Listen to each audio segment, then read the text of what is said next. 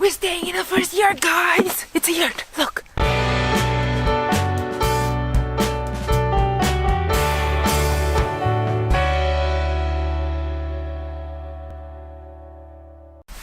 Let's go in.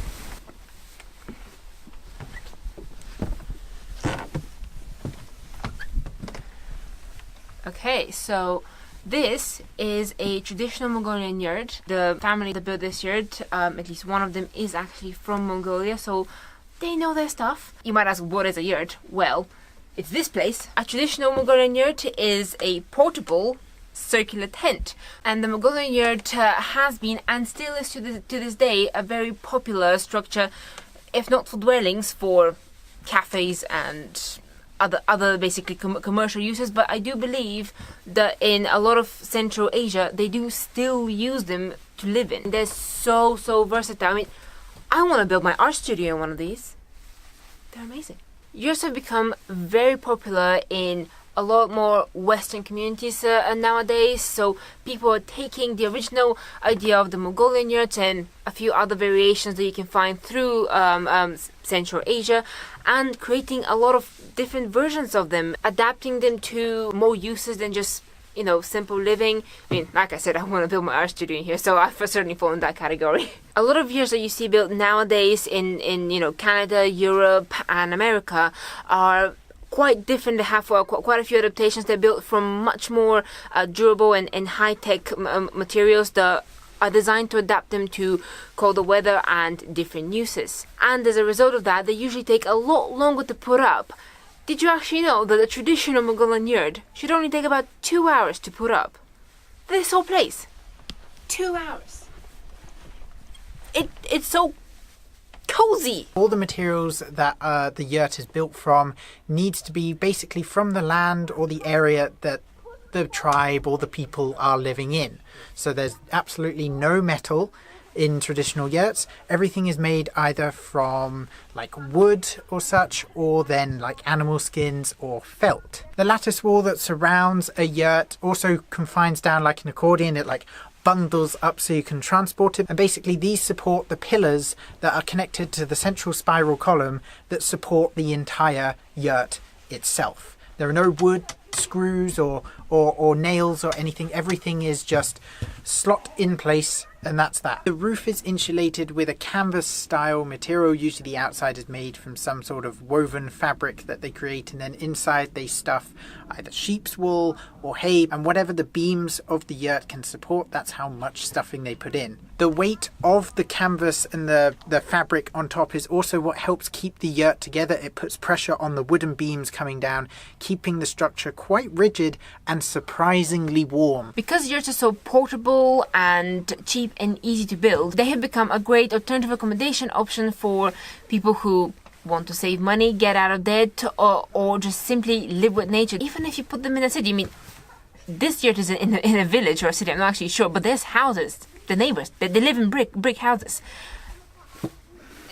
I think that's a great idea. This yurt accommodates four people. There's 4 single beds, and although it's traditional, we're still in the 21st century, so one, there is a more fancy looking fire oven thingy heater. Obviously you will not have in the ancient days because it's mainly made of metal. Then you also have electricity. There's plugs, there's light. Obviously not totally ancient here. If you don't want to use the wood burner, there's a heater. There's a fan heater, and there's a radiator that you can plug in as well. This yurt carries the traditional flavor of the Mongolian yurts quite well. It is so colorful. The styling of their homes wasn't really about how much they liked it or disliked it. A lot of the decoration was derived from sacred meanings and, you know, certain symbolisms such as symbols for strength, symbols for long life, or symbols of peace and good harvest. So what do you think of your first experience in the yurt? I do really love just the whole design and also quite the simplicity of it. There's nothing 2, you can just look at it and figure out how it works, how you take it down, how everything is put together. There's no nails or screws or IKEA instruction manual that you would need to disassemble it. What I really, really love about the whole idea of a yurt is that it's round. It just carries on going and you can't really get stuck in a corner. So in terms of creative thinking, you know, as an artist, I think this sort of space would really, really be helpful for me. It could help with, you know, being in a good mood and not getting depressed over stuff. In the future, we really see ourselves building 1 or 2, maybe 3 yurts or something.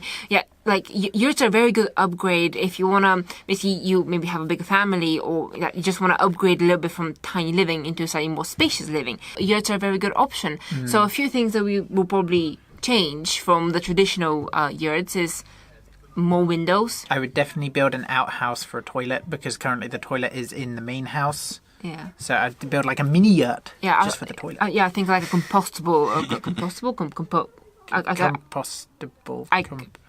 I've lost a bit to speak English. Yeah, so definitely build that sort of toilet outside. Showers. Sure. Need to think about it. And if I want to build an art studio of it, I definitely need more light than this because it's obviously quite warm light and that will distort the colors and things. So yeah, I like it. It's a good first impression. Let's say that.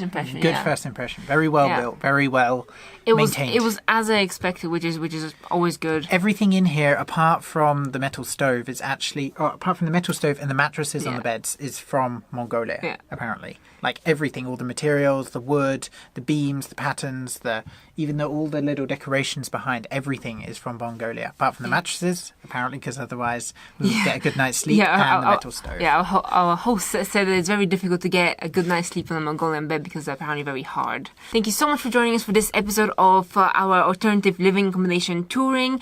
If there's any accommodation that you would like us to visit and put up on this channel, or you have a place that you would like to share with us, just leave a comment down below and we'll contact you. So subscribe below. There's lots of more building and traveling and alternative living and stuff coming up. So subscribe.